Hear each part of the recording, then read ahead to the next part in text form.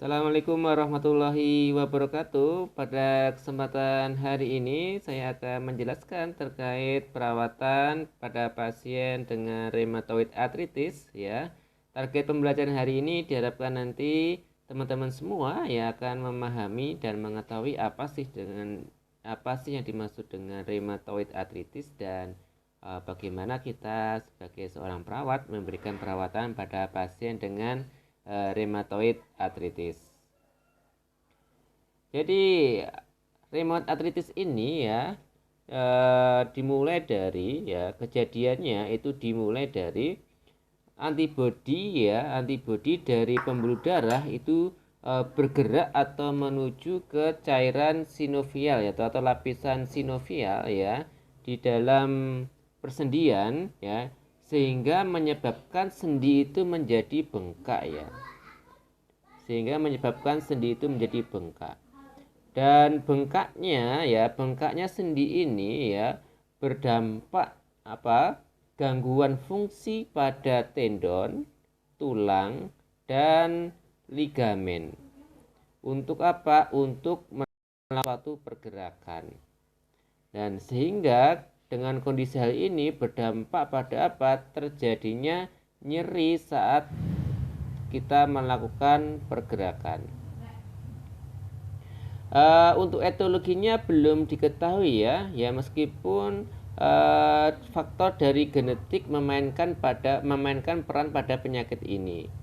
Dan onsetnya biasanya terjadi pada umur rentang 20 sampai 40 tahun.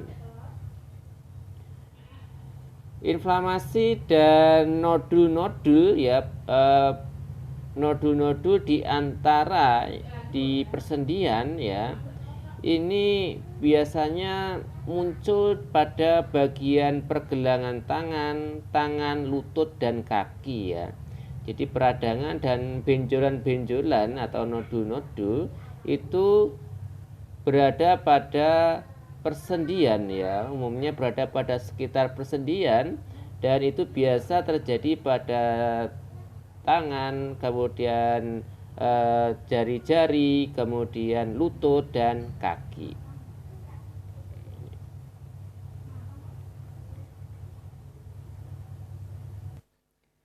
Dan untuk prognosis pada pasien ini sangat bervariasi ya. Ada beberapa pasien masuk dalam kondisi ringan dan membutuhkan hanya perawatan yang sifatnya sedang saja.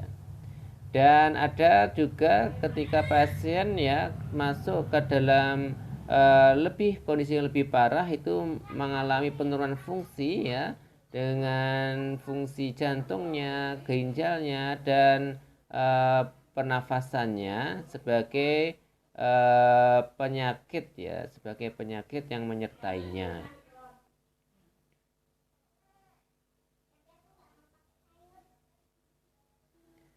Tanda gejala dari rheumatoid arthritis ini adalah yang pertama, morning stiffness pada sendi ya, terjadi morning stiffness, kekakuan sendi ya pada pagi hari. Ini disebabkan oleh adanya inflamasi ya, terjadi kaku sendi pada pagi hari disebabkan oleh karena adanya inflamasi. Kemudian yang kedua adalah terjadi pembengkakan sendi atau perluasan atau pembesaran sendi ya, terjadi pembesaran sendi. Hal ini berdampak atau berasal dari pembengkakan ya akibat proses inflamasi. Kemudian tanda yang ketiga adalah terjadi nyeri ketika sendi tersebut digerakkan ya, terutama pada kondisi ketika sendi mengalami kekakuan ya atau stiffness. Kemudian tanda keempat adalah keterbatasan gerak ya, atau range of motion-nya terbatas ya, itu karena adanya inflamasi dan adanya nyeri. Kemudian tanda yang keempat itu ada demam ya, malaise, dan kehilangan berat badan.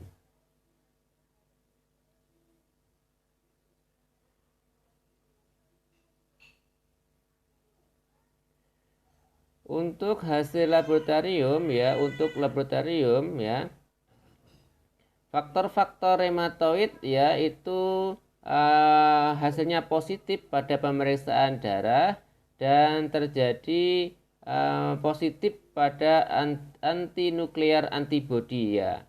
Jadi ananya itu terlihat positif ya, yang merupakan indikasi adanya rheumatoid arthritis.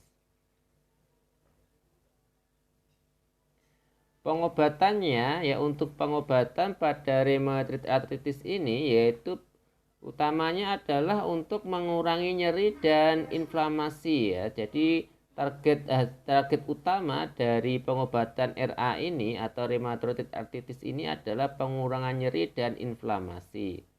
Nah, untuk jangka panjangnya adalah perbaikan pergerakan sendi ya. Jadi untuk jangka panjangnya perbaikan pergerakan sendi. Dan pengobatan ini dibagi menjadi dua, yaitu pengobatan non-farmakologi dan pengobatan secara farmakologi.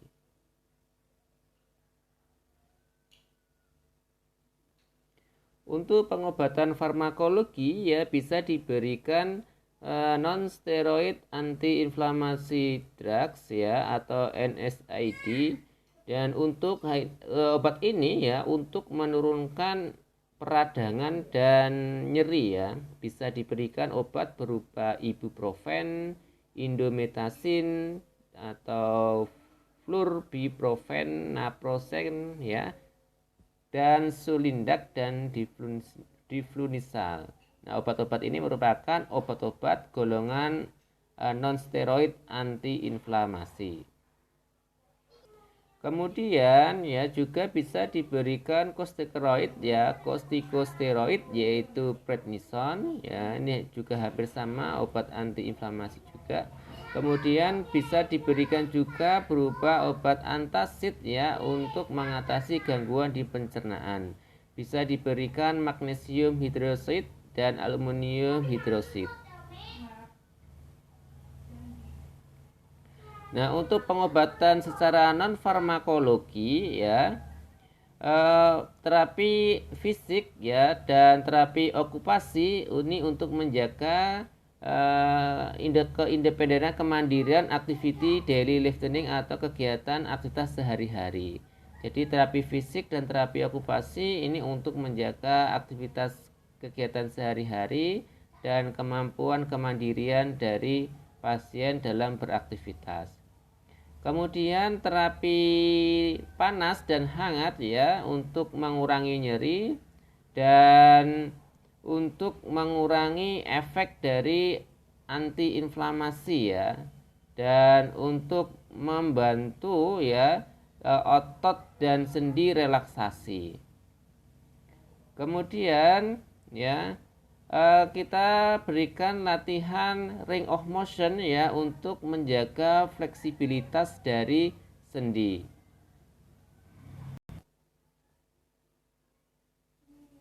Dan juga kita dapat memasang splint ya pada area persendian ya untuk menjaga ya posisi sendi itu baik dan juga dapat mengurangi sendi ya. Jadi splint ini bisa seperti kita gunakan perban elastis ya yang kita bebatkan pada sekitar sendi ya, sehingga membuat posisi sendi itu lebih stabil dan mengurangi nyeri juga seperti itu.